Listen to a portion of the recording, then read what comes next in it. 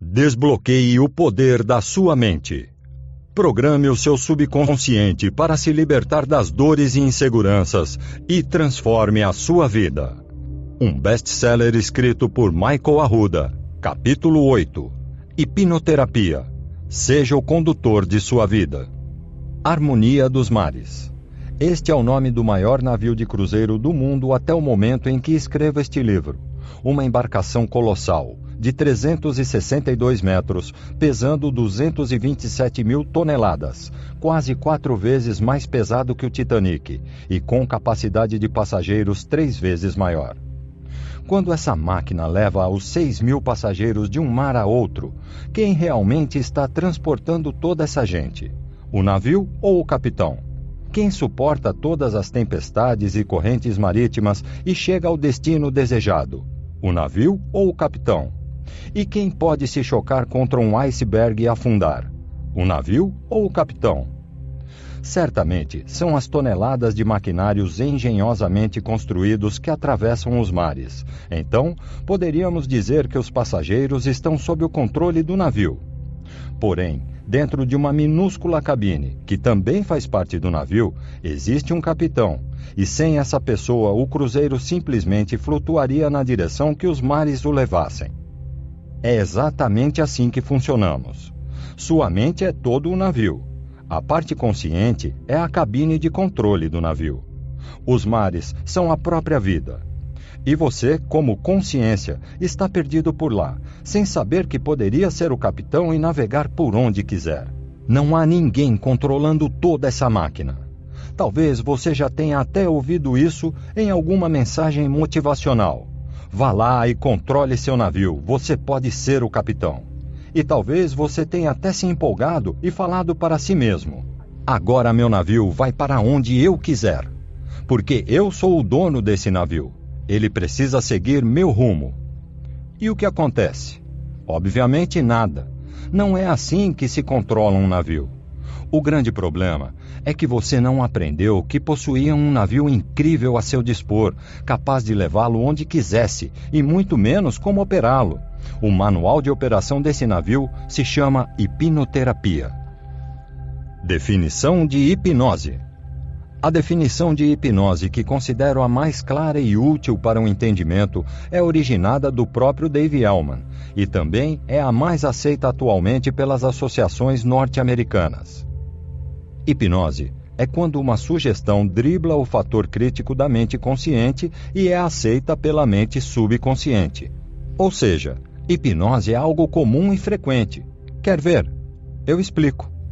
A experiência da hipnose é formada de 2 partes.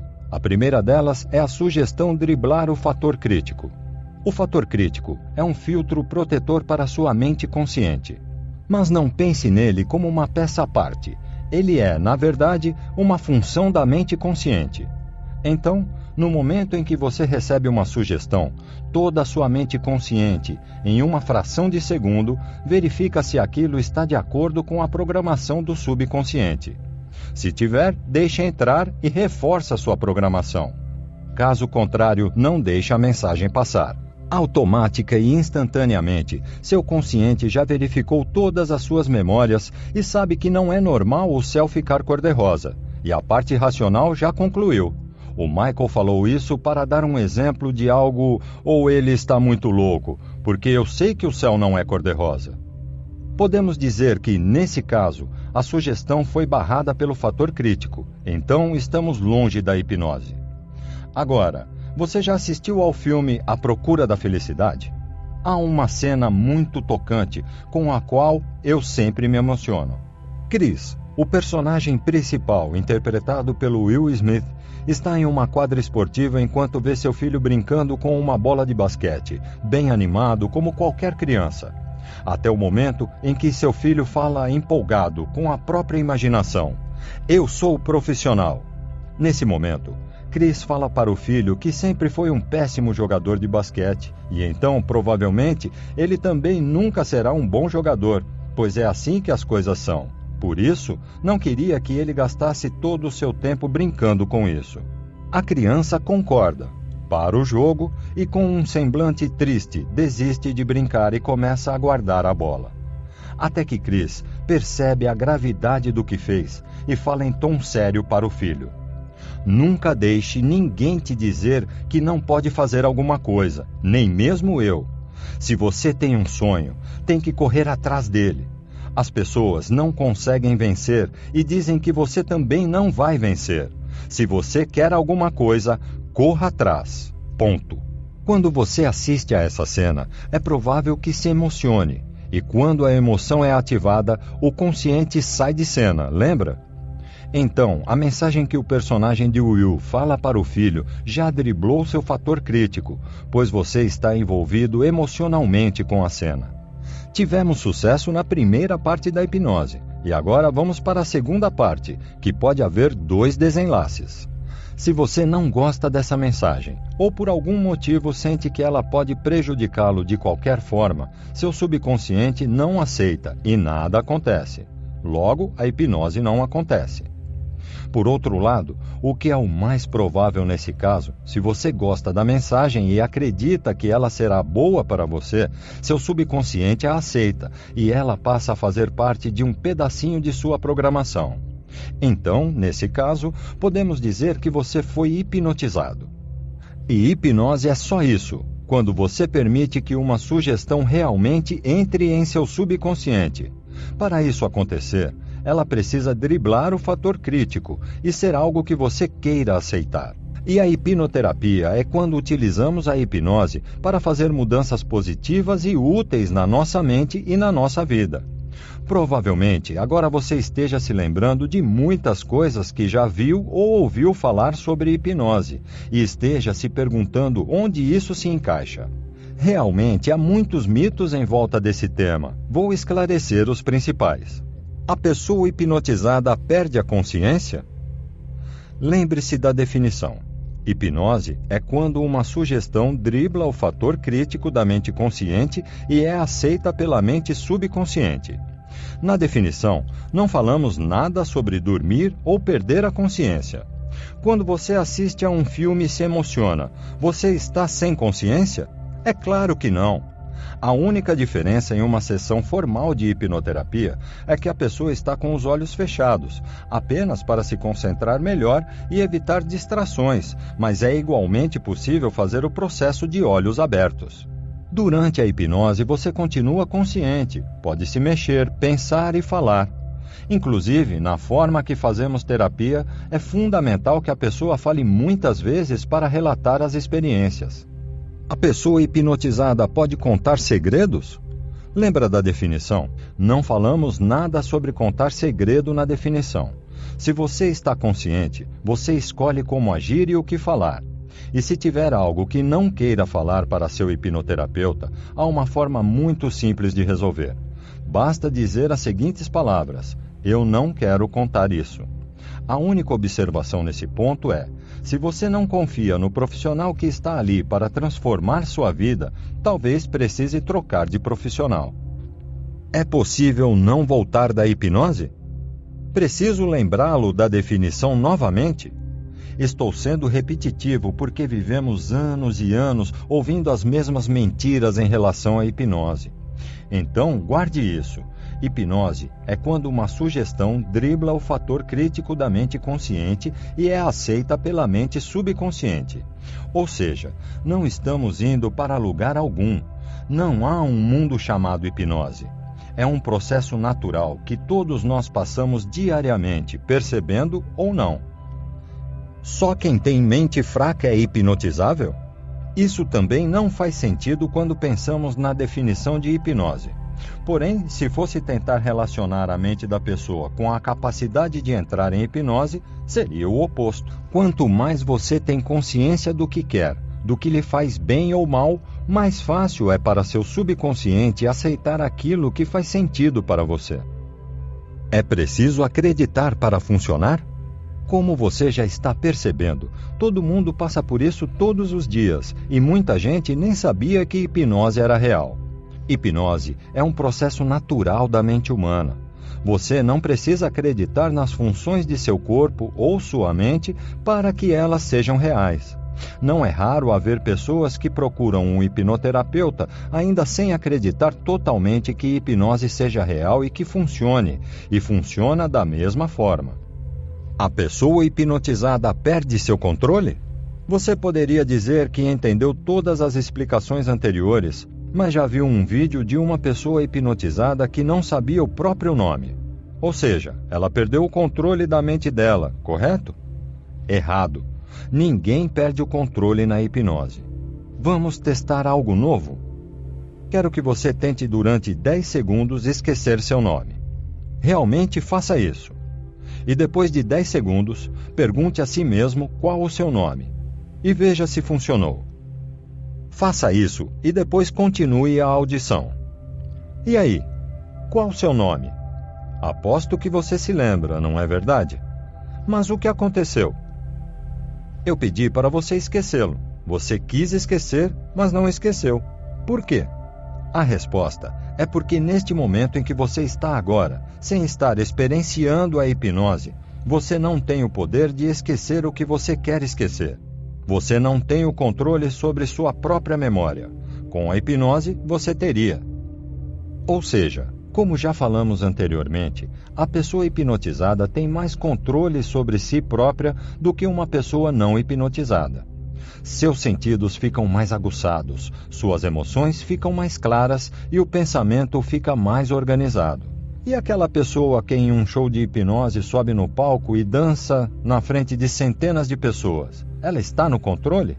Com certeza. Em um show de hipnose, primeiro os profissionais ao palco escolhem as pessoas que realmente estão dispostas a participar. E uma ótima comprovação disso é uma pessoa subir ao palco e se expor na frente de um público. E cada uma dessas pessoas no palco passa pelo mesmo processo da definição que mencionei anteriormente. Através de técnicas, os profissionais podem driblar o fator crítico das pessoas que quiserem, e a sugestão que eles dão depois disso funcionará para aquelas que a aceitarem. E que tipo de pessoa a aceitaria? Imagine uma pessoa tímida que sempre quis ser mais descontraída, que talvez inveje os amigos que simplesmente dançam numa festa como se não houvesse amanhã, e percebe como eles se divertem sendo assim. Naquele momento da hipnose no palco, o que ela mais desejaria é se sentir assim. Por isso ela permite que aquela sugestão entre em seu subconsciente. E mesmo assim, quem já foi a um show de hipnose sabe que muitas vezes acontece de uma pessoa do palco não aceitar determinada sugestão. E o profissional do show, naturalmente, agradece e pede que ela volte para seu lugar. Se você nunca presenciou um show de hipnose, recomendo o Magicamente, o maior do Brasil, que ocorre na capital e em algumas cidades do estado de São Paulo. É apresentado por 3 hipnoterapeutas formados pela Omni Brasil, que são os maiores apresentadores de show de hipnose em território nacional. Eles conseguem mostrar o potencial de nossa mente de forma muito profissional, ética e divertida. Hipnose no dia a dia. Como mencionei, a hipnose é um processo pelo qual você passa diariamente. Muitas vezes, mensagens passam direto pelo fator crítico e são aceitas pelo subconsciente, mas vale a pena analisar mais de perto algumas dessas situações. Médicos. Os médicos são naturalmente uma autoridade para a maioria das pessoas. Então, temos a tendência de aceitar tudo o que eles falam sem analisar. Afinal, estudaram tanto tempo, devem saber do que estão falando, não é verdade? O grande problema é quando aceitamos sugestões que não serão positivas para nós. Por exemplo, quando dizem, o seu caso é grave, provavelmente não vai se recuperar tão rápido. O fator crítico é ignorado automaticamente, por ele ser uma autoridade. E a sugestão é aceita pelo subconsciente, porque em suas programações é adequado ouvir o médico para seu bem. Então, o subconsciente prefere aceitar o que ele fala. E o que acontece? As palavras de seu médico se tornam a realidade para você. Uma dica nesses casos é lembrar que não é raro os médicos errarem no tempo de recuperação do paciente, ou até mesmo darem um diagnóstico errado. Além disso, cada organismo funciona de um jeito. Faça exatamente tudo o que o médico recomendar, Mas caso ele tenha alguma opinião pessimista sobre seu caso, busque uma segunda opinião. Procure outros especialistas e pesquise por histórias de pessoas com o mesmo diagnóstico que tiveram uma recuperação excelente. E, se você for médico, saiba que já é um hipnoterapeuta natural. Tudo o que você fala vai influenciar o paciente. Pais. As crianças ainda estão com a mente e o fator crítico em desenvolvimento. Os pais são a autoridade máxima para os filhos. Então, saiba que tudo o que você fala e demonstra para seu filho está sendo armazenado no subconsciente dele. E como você tem visto nas histórias que contei ao longo do livro, isso pode ter consequências lá na frente. Voltando ao exemplo da cena do filme A Procura da Felicidade, Chris poderia, naquele instante, com uma frase, acabar com grandes conquistas de seu próprio filho. Não é apenas sobre o menino jogar basquete.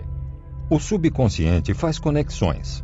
Então ele poderia ter gravado naquele momento que não era capaz de ser um jogador, que talvez fosse um sonho do garoto. Mas em outra situação, ele escuta, por exemplo, seu professor falando que ele faz tudo errado. E mais para frente em sua vida, comete algum erro mais grave. Assim, o subconsciente poderia ter entendido que ele não é capaz de ser feliz, pois o pai dele já tinha exemplificado que não poderia realizar seu sonho. Depois o professor havia falado que ele fazia tudo errado, e isso se comprovou com um erro. Pronto, programação catastrófica criada. Se você for um pai ou uma mãe, nesse momento deve estar começando a ficar preocupado em como tem criado seu filho. Eu não tenho filhos ainda, mas este é o feedback que recebo de pais e mães nos treinamentos de hipnoterapia. Todavia, não se preocupe tanto. Pequenos traumas fazem parte da vida e do aprendizado de qualquer pessoa. É impossível evitarmos. A única dica que dou, com a qual nossos instrutores que são pais concordam, é para observar quais mensagens você tem repetido para seus filhos, seja através das falas, das broncas ou dos exemplos. São positivas ou negativas? Repetição. Um último item a atentar é que nossa mente tem a tendência de achar que é normal tudo o que ouvimos, vemos ou passamos repetidamente. Logo, o fator crítico para de analisar e começa a permitir que isso entre direto no subconsciente. E se estamos convivendo com isso, já que parece normal, o subconsciente aceita. Com isso, fica a pergunta: de que você tem alimentado sua mente?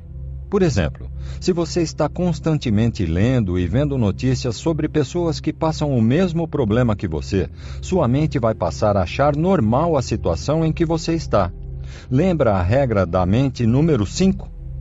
Cada sugestão aceita cria menos oposição às próximas sugestões.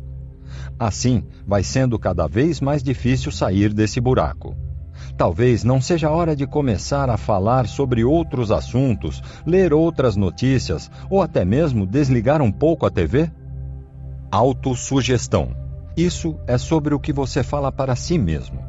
Já se pegou pensando, não consigo, não posso, é difícil, não vai dar? Em geral, os pensamentos que temos sobre nós mesmos são automáticos e congruentes com nossas programações internas. Ainda assim, cada pensamento reforça o que está escrito lá no subconsciente. É um círculo vicioso perpétuo. Quando se unem a autossugestão e a repetição, isso se torna literalmente uma auto-hipnose. Com a repetição, você está forçando o fator crítico a sair do caminho. E já que a sugestão faz parte de sua própria programação, ela é bem-vinda ao subconsciente. Porém, apesar de esses pensamentos serem automáticos, eles não são invisíveis. Então, passe a prestar atenção na hora que surgir um pensamento assim e imediatamente se questione: e se eu conseguir? Por que eu não poderia? Posso estar achando difícil, porque não aprendi ainda. Posso achar um jeito. Fazendo isso, você está de certa forma questionando se a sugestão é realmente aceitável para a mente. Toda hipnose é uma auto-hipnose. Agora que você entendeu o que é hipnose, quero que isso fique bem claro para você.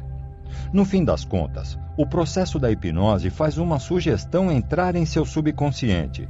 Porém, o início do processo depende sempre de você. É você que precisa prestar atenção no filme para se emocionar. É você que precisa acreditar e se preocupar com a opinião do médico. É você que precisa repetir as coisas ou os ambientes. É você que precisa pensar. Tudo parte de você. É impossível alguém forçá-lo a mudar. Até mesmo se você for a um hipnoterapeuta, é você que precisará pensar e executar as orientações que ele vai dar. Nosso papel é apenas guiá-lo para o caminho. A responsabilidade é sua. O que é excelente, pois você não depende de ninguém para ser quem você quer ser. Eu só posso lhe mostrar a porta. Você tem que atravessá-la. Agora você sabe o que é hipnoterapia. Você já está com o manual do navio em suas mãos. O que resta é começar a ver nesse manual como guiamos nossa incrível máquina pela vida. Está pronto, capitão? Capítulo 9. A Porta da Mudança. Certo dia, um homem muito sortudo caminhava pela praia, até que encontrou um lindo navio de cruzeiro atracado na areia, aparentemente abandonado. Curioso com a situação, ele embarcou nesse navio e reparou que nunca tinha sido usado. Na verdade, havia até um espaço reservado para pintar o nome do proprietário nele. O homem ficou intrigado, mas aceitou o presente que o destino tinha colocado em suas mãos. Após agradecer aos céus, sua primeira atitude foi escrever o seu nome, assim ninguém teria dúvidas de que ele era o dono daquela maravilha.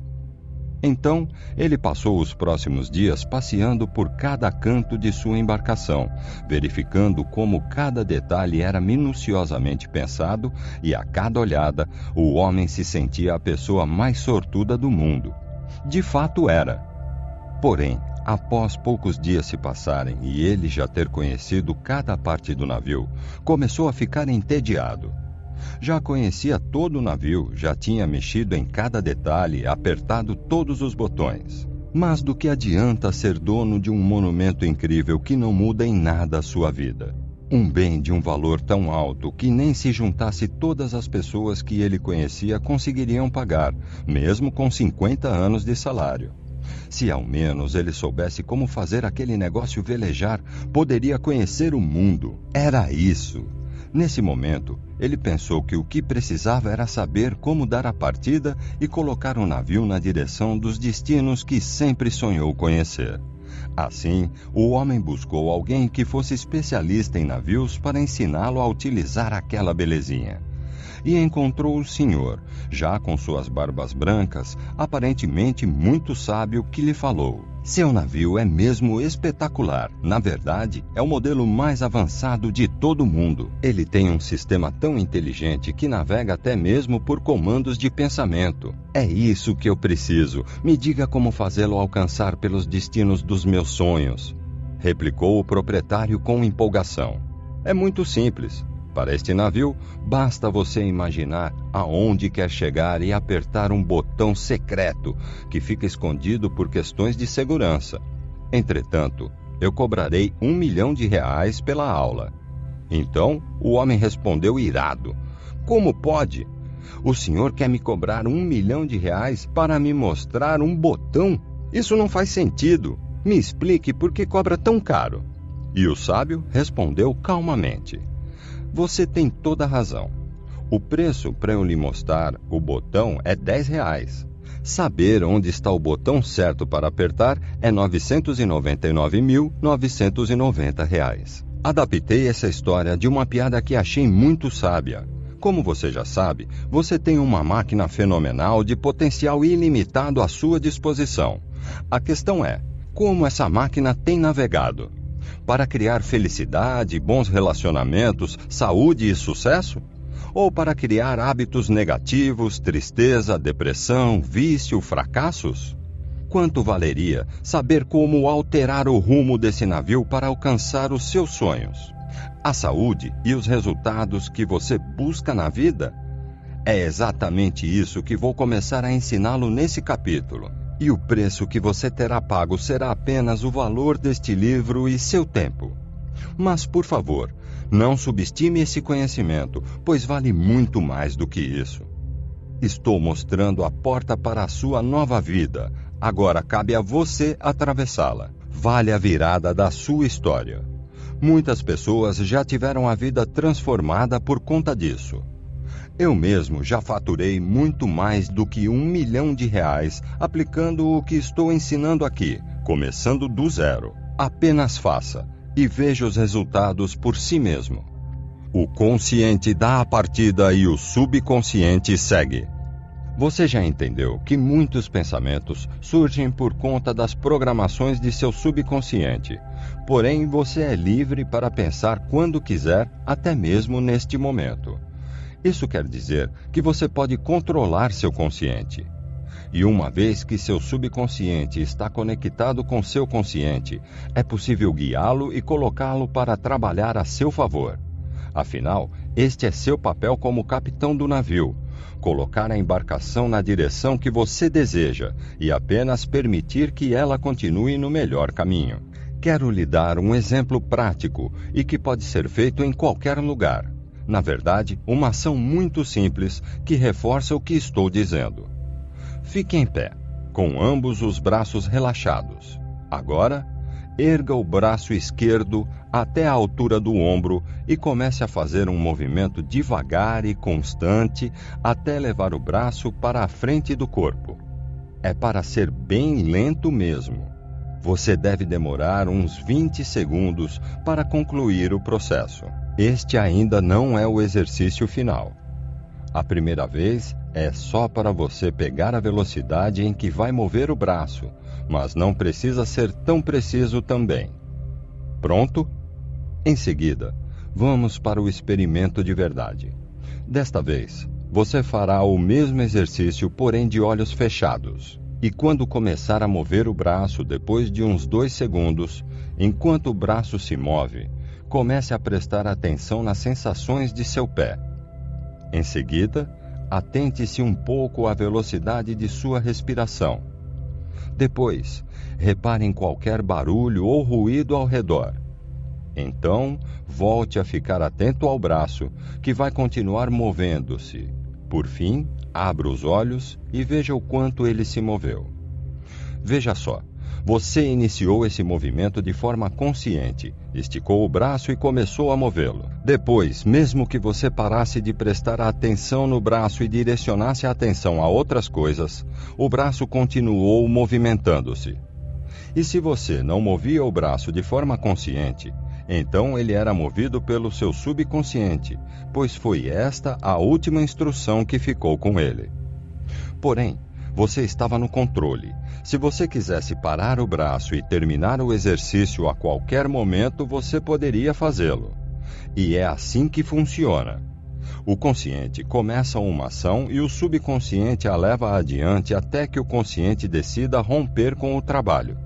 Outro exemplo é quando você vai amarrar o cadarço. Você primeiro decide que quer amarrar, então se abaixa e segura o cadarço de maneira consciente. Após isso, suas mãos simplesmente fazem o movimento que termina com o cadarço amarrado. Provavelmente você conseguiria fazer isso de olhos fechados. De novo, você decidiu começar e o subconsciente terminou. Estes são, obviamente, exemplos pequenos e pontuais.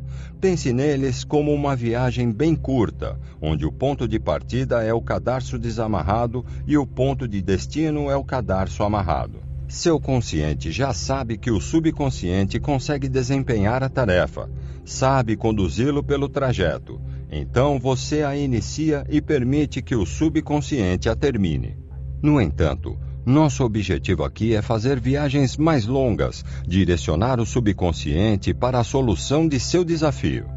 O caminho é um pouco mais complexo, mas o princípio é o mesmo.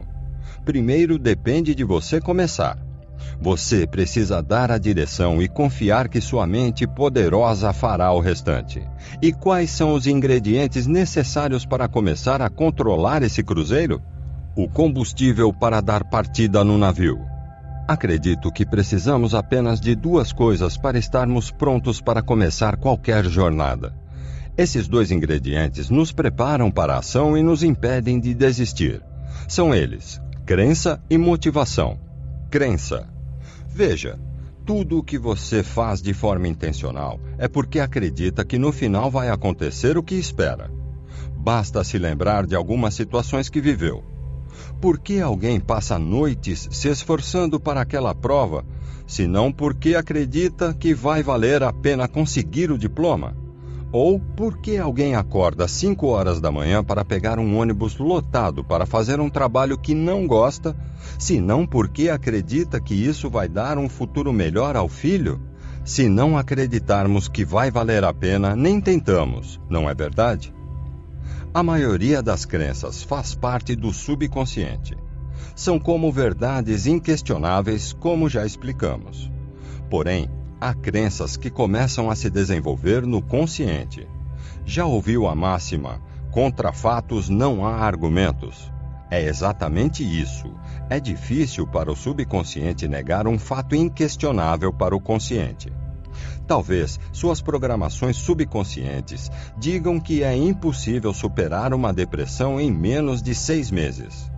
Porém, quando você começa a pesquisar e achar histórias de pessoas que conseguiram superar esse mal após uma sessão de terapia ou depois de começar a praticar um exercício, suas verdades começam a ser questionadas. E se você continua buscando, e talvez conhece pessoalmente alguém que passou pelo mesmo problema que você, e essa pessoa lhe fala que resolvê-lo foi mais simples do que parece, e depois outra pessoa fala o mesmo.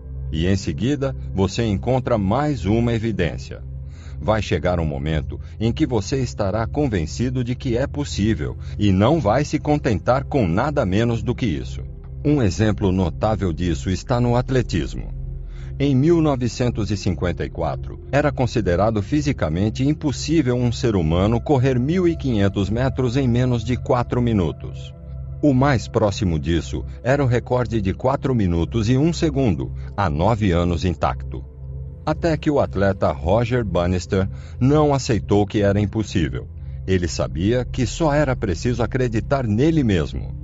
Assim, conseguiu quebrar o marco, com o tempo de 3 minutos e 59,4 segundos.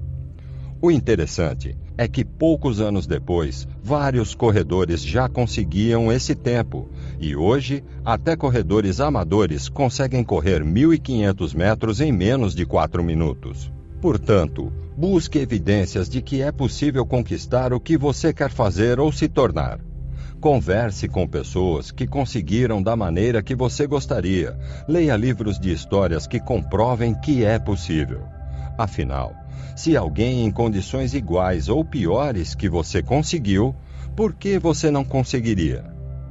Eu comecei a me interessar pelo tema deste livro aos 13 anos, mas na época não havia nenhum conteúdo em português na internet. Só por volta dos 16 anos, por uma curiosidade, eu busquei na internet hipnose em inglês, e me deparei com dezenas de artigos e fóruns dos quais participavam aprendizes que hoje são grandes nomes da área em todo o mundo. Porém, havia um grande problema. Meu inglês era praticamente zero. Como eu queria aprender inglês, a primeira coisa que fiz foi pesquisar o tempo mais rápido que era possível para aprender a nova língua, pelo menos para ler textos naquele idioma. E conheci pessoas que conseguiam compreender bem um texto em inglês com 6 meses de estudo, sem cursos tradicionais. Exigia muita dedicação ao estudo, mas acreditei que era possível. Isso que importava. Contudo, faltava mais um ingrediente: motivação. Depois que você acredita que é possível, basta se colocar em ação. Mas será que vai valer a pena tanto esforço? Isso só você pode responder. Motivação. Motivo para a ação. Para uma transformação acontecer, é preciso que a motivação para mudar seja pelo menos mais forte do que as programações atuais do subconsciente. Ou seja, a vontade de mudar precisa ser mais forte do que o que mantém você como está. Do contrário, é provável que você desista no meio do caminho. Quais são seus motivos para agir? Basicamente, é a motivação que vai carregar a pilha da força de vontade e manter você fazendo o que precisa ser feito. É por isso que muitas pessoas conseguem coisas incomuns quando estão muito motivadas.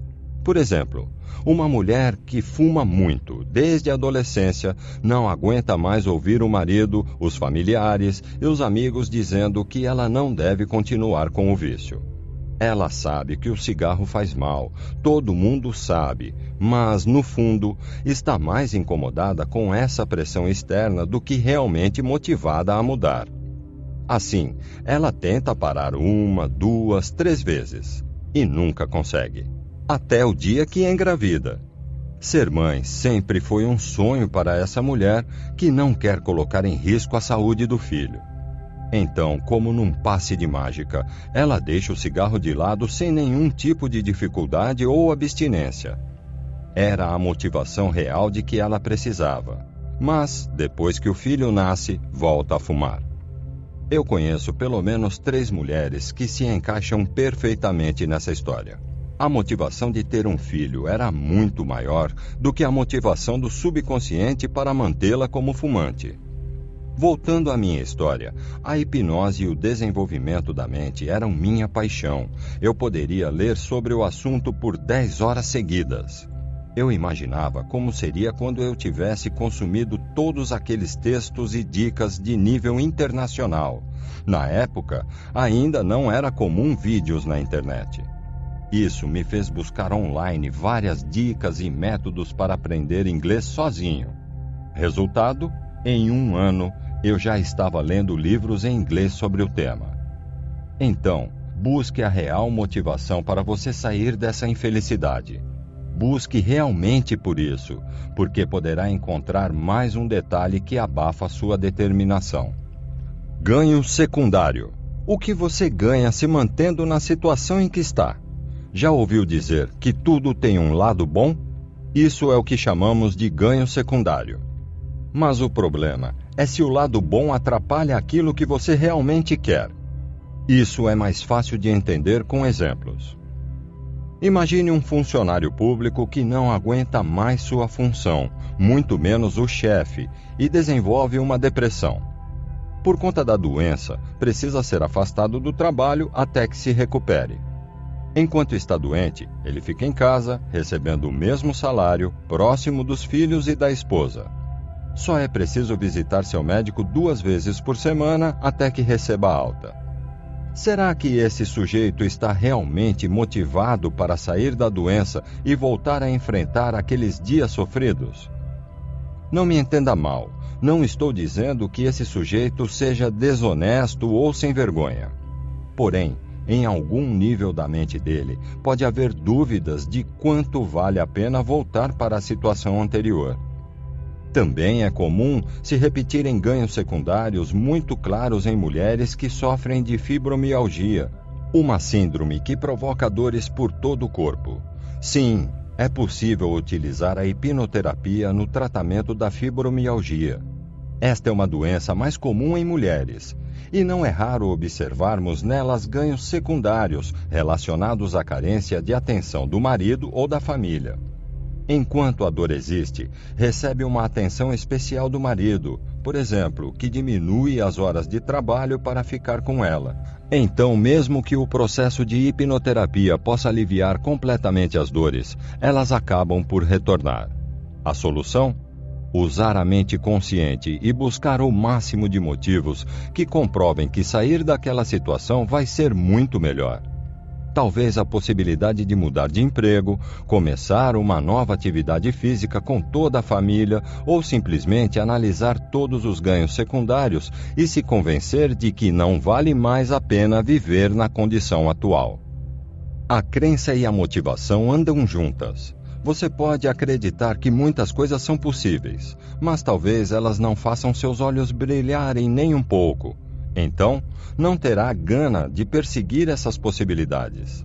E, por outro lado, é impossível que você fique motivado com algo que não acredita ser possível. Não importa se você vai buscar acreditar ou se empolgar primeiro. Quando você tiver esses dois ingredientes em conjunto, estará no caminho da transformação. Como mudar padrões comportamentais em 4 passos. Vamos colocar em prática? Quero compartilhar uma estratégia que uso quando quero adotar novos comportamentos. Depois que eu percebo ou decido que preciso mudar algo em mim, sempre sigo esse plano de ação e percebo como funciona muito bem para aprimorar algum ponto no meu modo de agir. É o plano dos 7 dias para mudar um comportamento em 4 passos.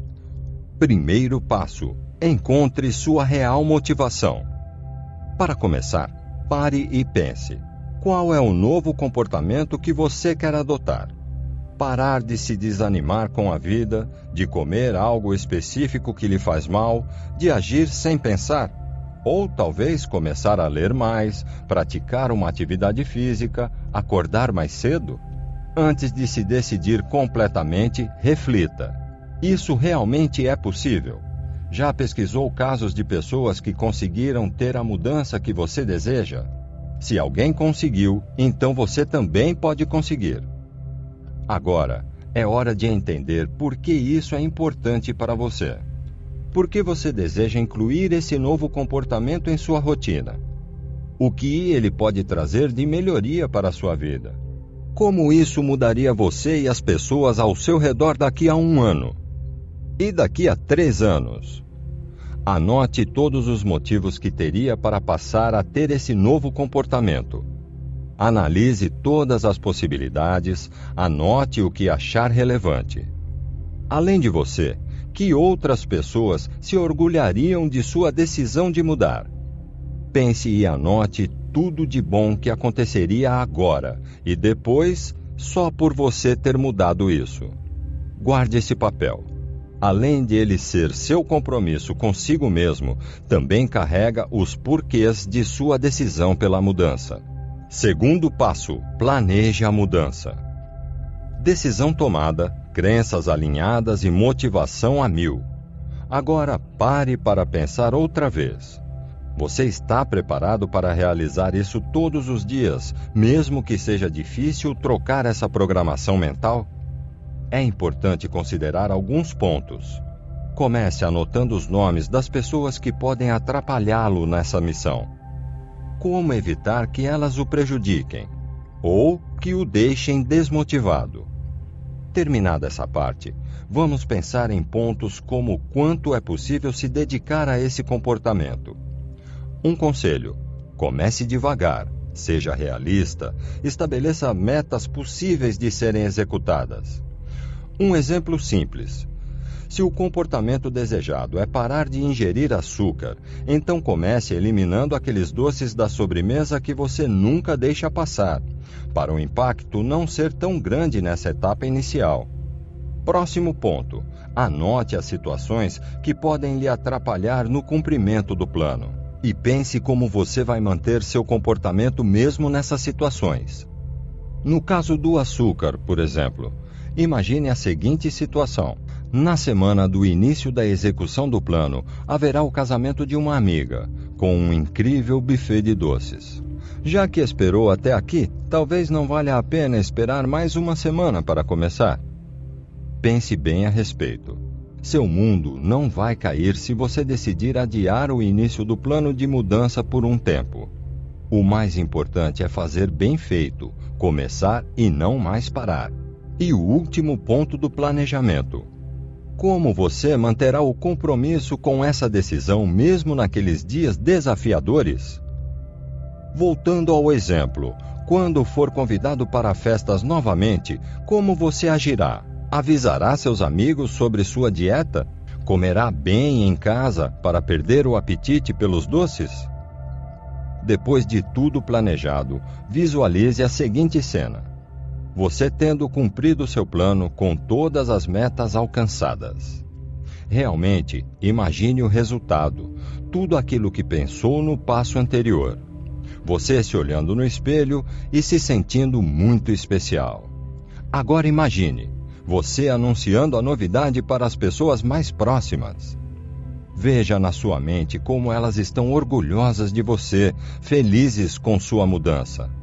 Visualize-se comemorando, afinal você conseguiu, parabéns!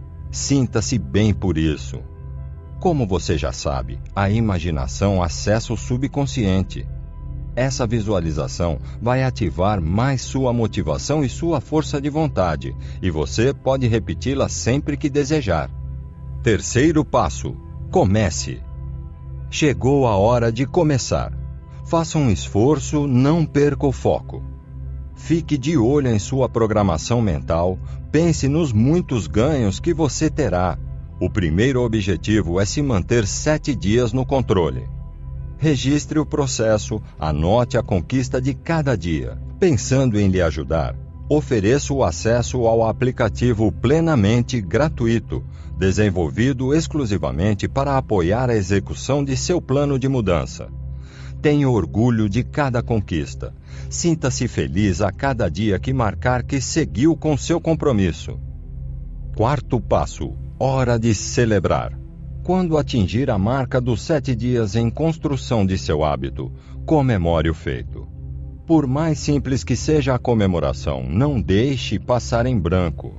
Reserve parte do seu dia para fazer algo que você adora, mas não faz há muito tempo, como ver um filme legal, se dar um presente, sair com um amigo que você não encontra há meses. Pode ser até tirar 1 hora do dia para ficar sozinho, relaxar, agradecer a Deus pela conquista. É você quem sabe qual é a melhor forma de festejar o resultado alcançado. Mas atenção, esse momento não pode significar um boicote à sua mudança de rotina. Não dá para comemorar a ingestão de menos açúcar no dia a dia, comprando uma barra de chocolate de sua marca predileta. Fuja dessas ciladas. Para continuar o plano de ação, repita todas as semanas a visualização da conquista e do reconhecimento das pessoas queridas e as etapas que viu aqui. Este vai ser um combustível para você seguir em frente, sem desistir do grande plano. Pense no desafio dos 7 dias como uma ferramenta para lhe dar capacidade de transformar a própria vida. Este é o primeiro passo. Seguindo bem os passos estabelecidos, qualquer meta pode se encaixar perfeitamente em sua vida. Apenas decida o que vai ser e procure as motivações reais para a mudança. Para dar um gás na motivação, em nosso aplicativo Plenamente, outra sugestão disponível para você fechar com chave de ouro a primeira grande vitória é utilizar a hashtag 7 dias no controle. Veja lá como é legal essa possibilidade. Você quer, você pode. Não se esqueça, sua vontade parte da mente consciente e o subconsciente continua a conduzi-la. Assim, a reprogramação acontece e se torna cada vez mais natural. Mais uma vez, é algo simples de se fazer. Talvez não seja fácil, mas simples é. Você consegue. Mas, para ajudar ainda mais e deixar tudo um pouco mais fácil, que tal utilizarmos a hipnose para mudar a programação aí, direto no subconsciente? Achei que você gostaria disso, por isso nesse aplicativo você vai encontrar também áudios de auto-hipnoterapia com os quais eu o ajudo a reprogramar direto na fonte da sua mente. Finalmente em paz com a balança. Passar a comer menos e perder aqueles quilinhos a mais é, sem dúvida, um desafio e tanto. Nesse ponto, temos lá no fundo do nosso inconsciente um pouco da programação aprendida nos tempos das cavernas, nas quais era preciso comer enquanto havia alimento. Depois o corpo fazia de tudo para estocar esse alimento em forma de gordura. Afinal, não se sabia quando haveria comida novamente. Acontece que, em alguns casos, além dessa memória ancestral em prol da comilança, há outros fatores em jogo, questões realmente difíceis de serem resolvidas. É exatamente essa história da Cláudia. Aos 21 anos, ela era solteira e estava 20 quilos acima do peso ideal. Já havia procurado emagrecer por 5 vezes, seguindo métodos diferentes em cada uma dessas tentativas. Não deu certo e a frustração só aumentava. Ela se sentia fraca, ansiosa, impotente diante da situação. Para Cláudia, era como se cada pessoa que cruzasse seu caminho a estivesse julgando o tempo todo. Ela não se sentia atraente, muito longe disso. Achava que homem nenhum se interessaria por ela. Não gostava de se olhar no espelho. Comprar roupas, então, nem pensar. Só entrava em alguma loja quando as calças e blusas, sempre folgadas, que ela usava para trabalhar, pareciam velhas demais. Não havia prazer algum nisso, pelo contrário. Depois de 2 anos fazendo terapia com uma psicóloga, decidiu, com o apoio dessa profissional, conversar com um hipnoterapeuta. Estava claro que a obesidade de Cláudia só poderia ter origem em questões mais profundas, guardadas em sua mente subconsciente. E lá foi ela, com disposição para entender o que de fato estava acontecendo. Na hipnoterapia, ela descobriu que havia sido vítima de abuso cometido por um tio quando tinha apenas 6 anos, num dia em que seus pais não estavam em casa. Na ocasião, o abusador disse para ela que papai e mamãe iam ficar muito tristes se soubessem que Cláudia quis brincar daquela maneira. Por isso, ela nunca deveria falar sobre o assunto com ninguém. Diante disso, a mente subconsciente daquela moça entendeu que ela não poderia mais ser chamada de lindinha pelos pais e familiares. Afinal, alguma coisa havia mudado. Existia um segredo, acompanhado de uma dose enorme de culpa, mesmo sendo ela a vítima. Dali em diante, ela não queria que nenhum outro homem a fizesse sentir como aquele tio a fez sentir. O subconsciente, então, ocupou-se de tentar tirar de Cláudia aquilo que a fazia se sentir desejável. Era, como já sabemos, uma forma de proteção. O resultado é que hoje, felizmente, Cláudia não tem mais ansiedade e compulsão por comida. Ela agora come menos, sente-se saciada mais rapidamente. Eliminou 15 quilos em 6 meses, sem grandes esforços, sem perceber. Outra mudança significativa foi começar a fazer atividade física, mais especificamente natação, por se sentir muito parada. Hoje se considera uma mulher bonita e atraente, e livre daquilo que a atormentava. Capítulo 10. Descobrindo a semente de seu problema. Não adianta querer colher se não estiver disposto a semear. Citação atribuída a Paulo Samuel. Você já entendeu que vivemos à mercê da programação subconsciente. Agora vamos entender de fato como essa programação acontece e o que podemos fazer para mudar parte dela. Nosso subconsciente é como um jardim aberto com espaço para diversas árvores. Tudo se inicia com um solo fértil, porém vazio. Ao longo do tempo, a vida vai plantando sementes de diversas qualidades e espécies. As pessoas que passam vão regando e cuidando da terra como querem. Passado mais um tempo, já com os brotos crescendo, os passantes ainda podem podar os galhos e retirar as pragas. E, depois de alguns anos, os frutos começam a surgir. Porém, a copa da árvore, onde estão os frutos, já é alta o bastante a ponto de o consciente poder enxergá-los. O problema é que ele consegue enxergar apenas os frutos e não as raízes. É preciso entender que tudo se baseia em uma sequência de causa e efeito. Nossa mente, assim como uma árvore, é formada por estágios, com ramificações crescendo por várias direções. A maneira como é cultivada define como será seu crescimento. A criança nasce com a terra limpa. Uma experiência, um trauma ou mesmo uma bronca de seu responsável pode ser uma sementinha plantada no solo fértil do subconsciente. Em sequência, os irmãos, os colegas da escola ou os professores são pessoas que vão regando aquela sementinha e jogando adubo. Depois, os colegas de trabalho, o chefe ou o companheiro são aqueles que podem liberar o espaço para a árvore crescer. Assim, quando menos se espera, nasce a fruta. Agora, multiplique isso por milhões de sementes, algumas iguais e outras diferentes, jogadas em diversas partes do jardim. E cada pessoa que visita esse jardim mexe em vários brotos e partes de terras, sem saber o que está fazendo. Esse é seu subconsciente se desenvolvendo. E para deixar a situação ainda mais interessante, quando as frutas começam a nascer, todo mundo aparece para julgar e dizer o que você deve fazer com elas.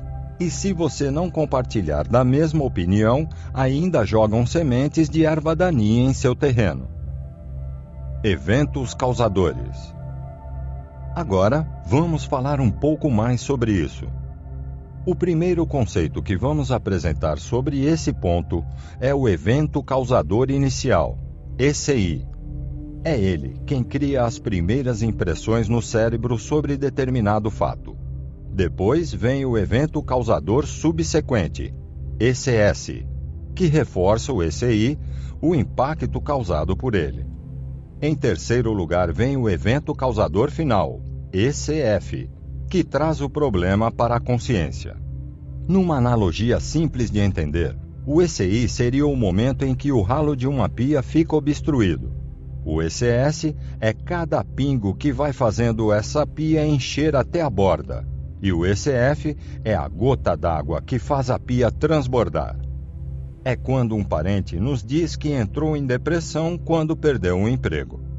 A demissão dessa pessoa foi apenas a última gota. O problema provavelmente começou há muito tempo, na infância, quando perdeu um parente querido, por exemplo, um evento traumático. E ao longo da vida, cada situação de falha pode ter sido um ECS, como uma nota muito baixa em uma prova, uma situação de bullying na escola, a traição de uma namorada e por aí vai. As experiências negativas foram empilhando-se até que, por fim, ele perde o emprego e o subconsciente diz: chega, não aguento mais. O ECF é, muitas vezes, fácil de identificar. Quase todo mundo que tem medo de falar em público se lembra do dia em que a voz sumiu na hora de apresentar um trabalho importante, por exemplo. É realmente a gota que pinga e faz a pia transbordar, não a causa. É o sintoma do qual tomamos conhecimento em determinada época da vida, quando nos conscientizamos pela primeira vez que algo em nós não vai bem. O que nós não conseguimos é imaginar que a causa real do que nos incomoda está lá atrás, que houve um evento causador inicial que foi potencializado por uma série de eventos subsequentes e, de repente, acontece algo que nos machuca de novo e nos damos conta do problema. Como já foi dito, tudo é uma questão de causa e efeito. Tudo pode deixar marcas. E dos modos mais inesperados. Nas sessões de hipnoterapia, não é comum que exista uma conexão direta entre os problemas relatados pelas pessoas e sua origem. A mente subconsciente tem lá suas artimanhas, sabemos, faz as conexões mais inusitadas a fim de nos proteger. Dave Elman já dizia há décadas que a verdade por trás de cada sintoma pode ser encontrada na mente subconsciente. Para ela, não faz diferença o que acreditamos ser a causa do problema. Só ela tem conhecimento a respeito disso. Aprendi uma fórmula muito simples com Hans Hood, CEO da Omni Internacional, sobre como explicar o aprendizado do subconsciente. Evento mais emoções igual programação. O cérebro está sempre aprendendo e tentando entender o que acontece conosco. Por isso, armazena tudo e tira suas conclusões. Esse modelo funciona bem na maior parte do tempo, mas algumas exceções podem nos trazer problemas pela vida toda. E todos os casos dessas pessoas que você ouviu até agora são exemplos disso. Cientistas da epigenética já começam a comprovar como os eventos que acontecem na infância têm uma influência enorme em toda a vida. A epigenética explica como nossas predisposições genéticas podem ser ativadas ou desativadas, de acordo com os fatores ambientais e emocionais que vivemos. Em pesquisas de Moshe Szyf, geneticista pioneiro nesse campo, e seus colaboradores, foi mostrado que é possível ocorrer alterações no DNA por fatores como a qualidade do cuidado materno nos primeiros anos de vida ou a exposição a maus tratos na infância. Em palestra do TEDx, Sif diz: o DNA não é apenas uma sequência de letras, não é apenas um roteiro. O DNA é um filme dinâmico no qual nossas experiências estão sendo gravadas. Se a interpretação traumática que damos aos fatos consegue nos influenciar negativamente nesse nível, logo a reinterpretação desses mesmos fatos pode fazê-lo não ser mais traumáticos. Este é o poder que a hipnoterapia tem. Os hipnoterapeutas não fazem diagnósticos, mas ajudam as pessoas a descobrirem os eventos ou emoções que estão causando a programação indevida. Por isso, eu particularmente acredito que essa área tem muito a crescer, tanto em número de pessoas que terão interesse em se beneficiar da hipnoterapia, como de profissionais na área e de pesquisas científicas. Voltando à fórmula da programação subconsciente, os eventos podem acontecer de 2 jeitos apenas: sozinho ou com pessoas envolvidas. O primeiro é uma situação isolada que lhe causou um impacto emocional. Por exemplo, você ficou preso no elevador quando criança e isso causou claustrofobia, desconforto em lugares fechados. O segundo é uma situação envolvendo uma pessoa que lhe causou esse impacto, mais comum. Por exemplo, o caso da Cláudia, no final do capítulo 9. Agora, talvez você esteja se perguntando, mas, afinal, como fazer o subconsciente entender que essa programação não está fazendo bem e mudá-la? A resposta é: dando a oportunidade de o subconsciente observá-la novamente, esclarecê-la melhor, para então jogar fora as emoções que não fazem mais sentido. O desafio é fazer isso sozinho, ainda mais sem conhecer técnicas de auto-hipnose. Por isso, criei o aplicativo Plenamente para lhe ajudar. Você não está sozinho. Eu poderei guiá-lo em alguns processos quando você quiser. O valor do perdão. Como já sabemos, a maior parte dos problemas que nos afligem se origina de uma situação envolvendo outra pessoa. E nesse momento, nós sentimos raiva, medo, ódio, mágoa ou qualquer outra emoção negativa. O problema surge quando essa emoção fica contida e o subconsciente começa a agir com base nela. A solução, então, é liberar essa emoção presa, que nos causa tanto mal. Porém, liberar de forma verdadeira, tirar essa emoção do subconsciente. A isso damos o nome de perdão. Perdoar é muito mais do que desculpar. Perdoar é entender que aquela pessoa também é resultado das próprias programações subconscientes. Ela não tinha consciência do que isso tudo lhe causaria. A vida dela a fez assim.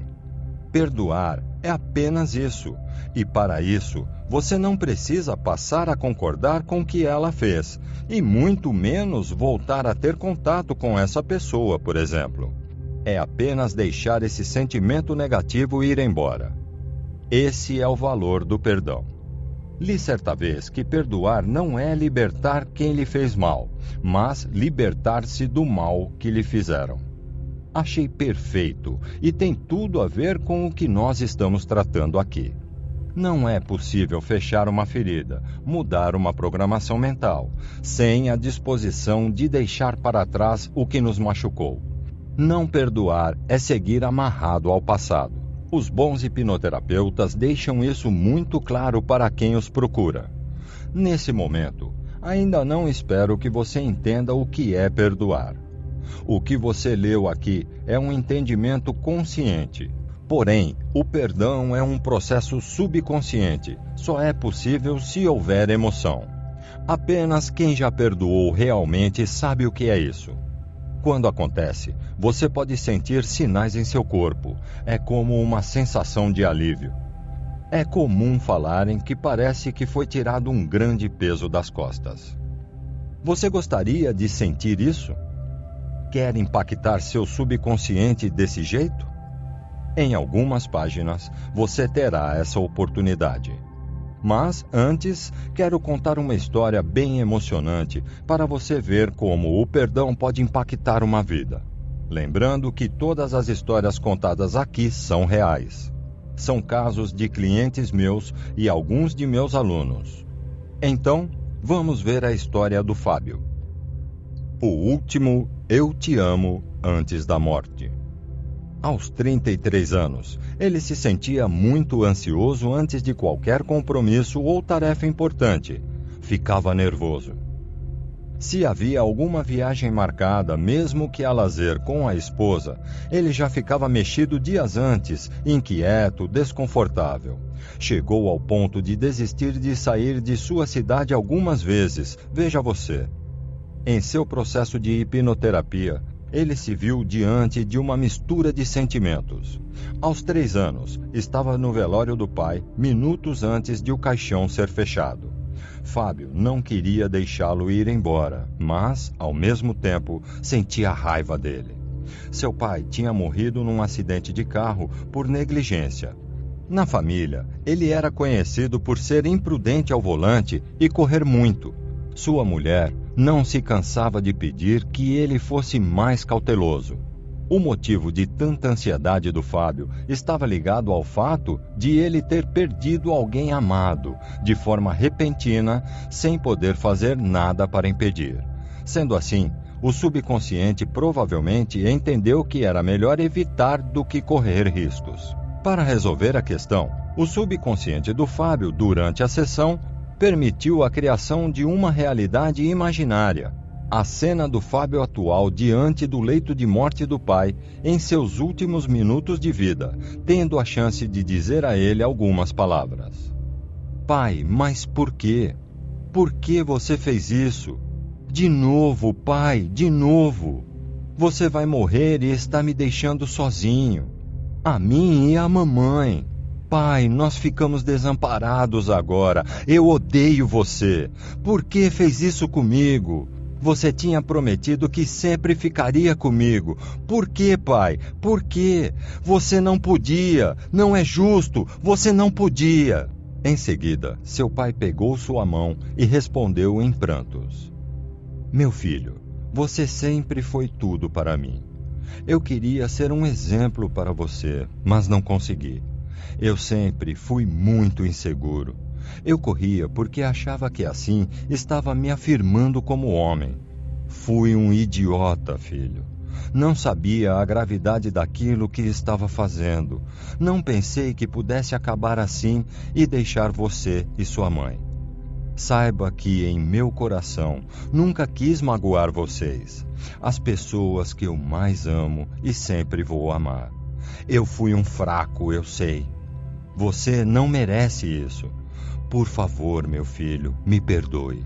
A única coisa que me resta agora é o seu amor e o de sua mãe. Me perdoe, me perdoe. Percebendo a dor do arrependimento de seu pai e já vendo suspirar em seus últimos minutos de vida, Fábio o abraçou enquanto falava em prantos. Pai, eu te amo tanto, pai. Eu entendo você. Está tudo bem. Eu e mamãe vamos ficar bem.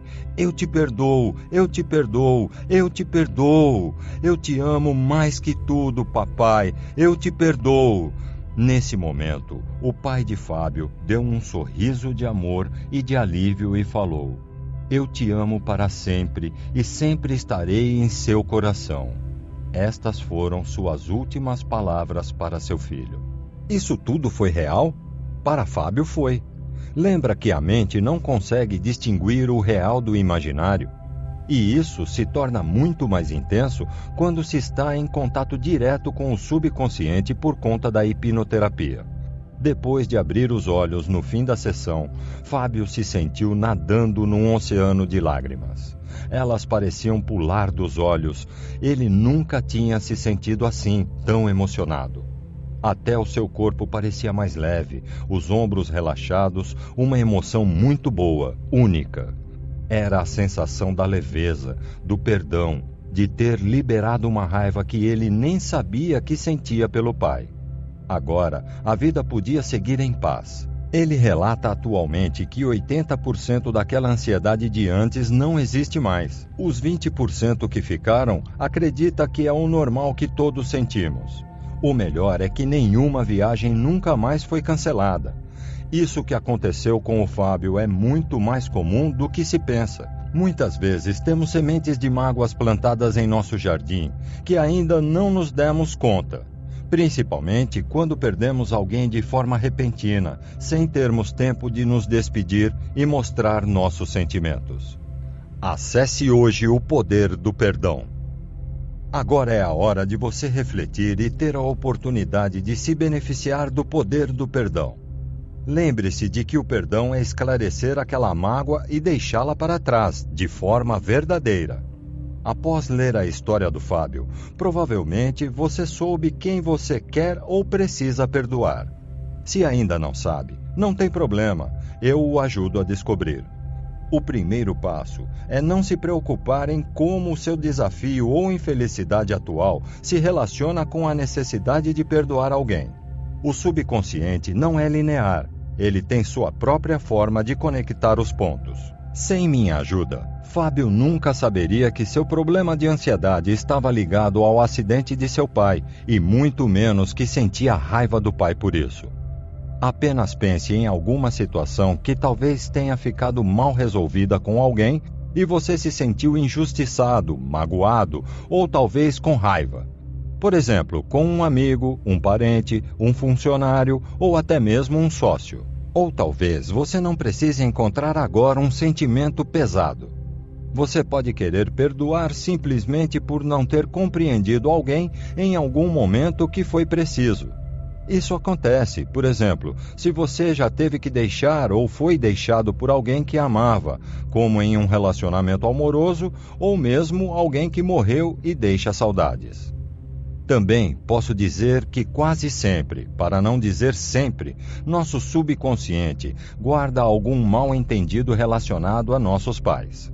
São as pessoas que mais amamos na infância e de quem mais esperamos receber amor. Então, muitas vezes uma bronca na hora errada, por mais que depois entendamos de forma consciente, deixa uma cicatriz. Posso contar um exemplo meu. Antes de me casar, minha noiva morava em Juiz de Fora, Minas Gerais. Certo dia, eu estava ministrando um treinamento em São Paulo e, assim que acabei a aula, como de costume, voltei rapidamente para o hotel. Minha intenção era ligar para minha noiva o quanto antes e passar o resto da noite conversando com ela. Como ela estava já alguns dias longe de mim e com muitas saudades, ela falou em certo tom de brincadeira que eu precisava me preocupar mais com ela, que não estava dando muita atenção. Nesse momento, fiquei muito nervoso. Surgiu uma raiva inexplicável dentro de mim. Obviamente, por eu conhecer como a mente funciona, fui atrás da explicação.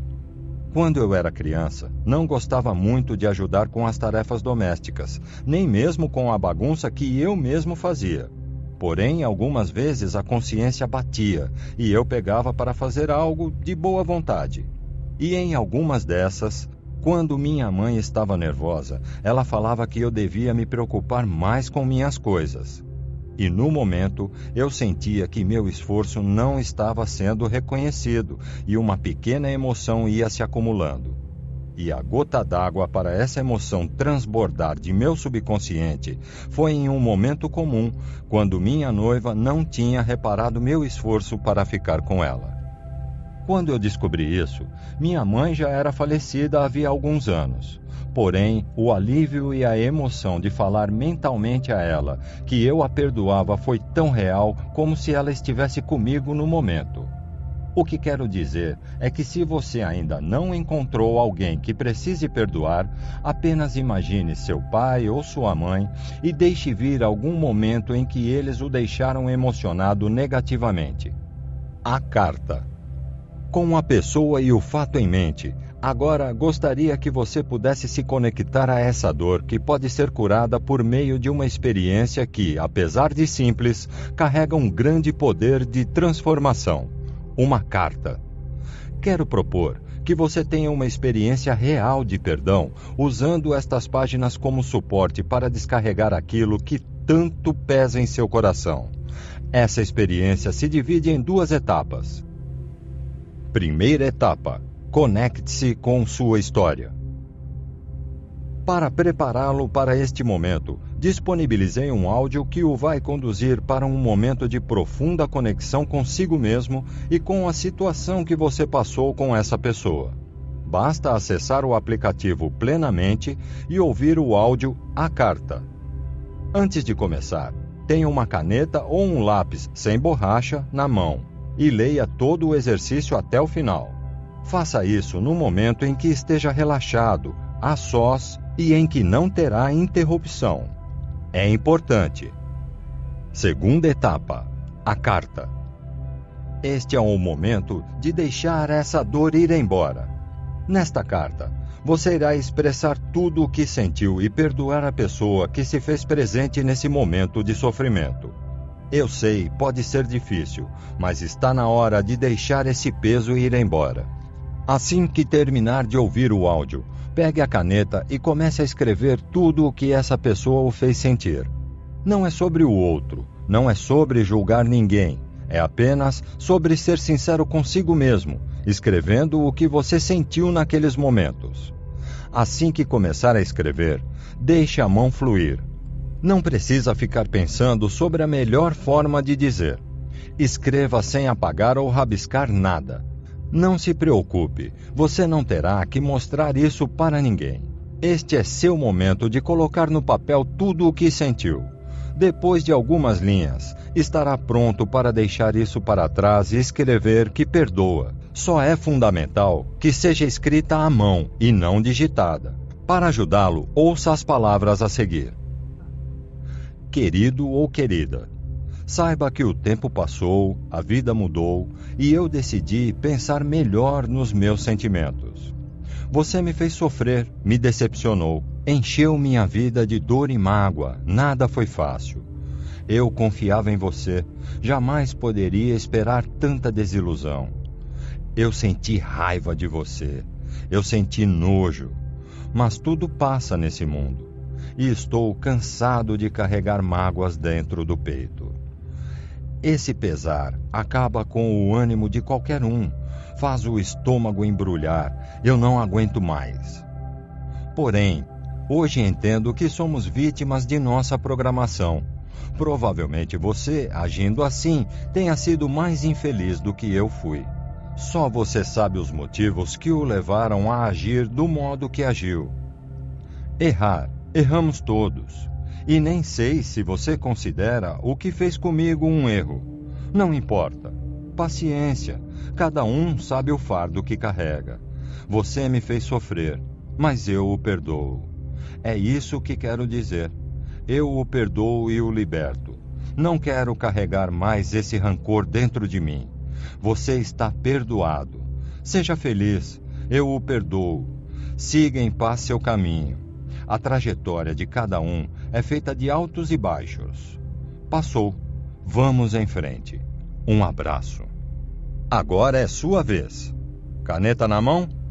Escute o áudio e, em seguida, comece a escrever tudo o que sentiu e, quando estiver pronto, perdoe. Parabéns! Tudo o que você escreveu tem um valor inestimável. É você em contato com seu interior, com o subconsciente. Você liberou algo que de alguma forma o machucava. É natural que comece a perceber melhoras e mudanças positivas em você a partir de agora. Você merece o melhor.